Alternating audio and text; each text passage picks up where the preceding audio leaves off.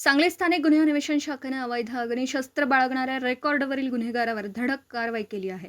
जुना धामणी रोड परिसरात सापळा रचून देशी बनावटीचं एक पिस्टल आणि 2 जिवंत काडतुसे जप्त करण्यात आली. या कारवाईत तब्बल 62,000 रुपयांचा मुद्देमाल हस्तगत करण्यात आला. पोलीस अधीक्षक तुषार दोशी आणि अपर पोलीस अधीक्षक संकल्पना बारावकर यांच्या मार्गदर्शनाखाली ही कारवाई करण्यात आली. स्थानिक गुन्हे अन्वेषण शाखेचे पोलीस उपनिरीक्षक महादेव पवार यांच्या पथकातील police head constable Ranjit Jadhav यांना गोपनीय बातमीदारामार्फत माहिती मिळाली. मधुसूदन महेश मगदूम, वय वर्ष 24, राहणार गल्ली नंबर 6, हसनी आश्रम, विश्रामबाग, सांगली, हा जुना धामणी रोड परिसरात कमरेला पिस्टल खोचून थांबला असल्याची माहिती मिळाली. माहिती मिळताच पोलिसांनी तातडीने परिसरात सापळा रचला. संशयित दिसताच पथकाने त्याला पळून जाण्याची संधी न देता ताब्यात घेतलं. झडती दरम्यान त्याच्याकडून एक देशी बनावटचं पिस्टल आणि 2 जिवंत काडतुसं मिळून आले.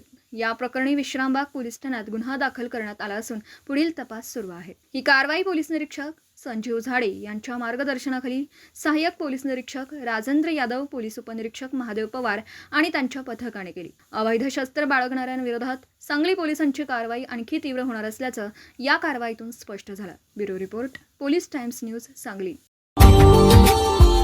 Subscribe now and press the bell icon.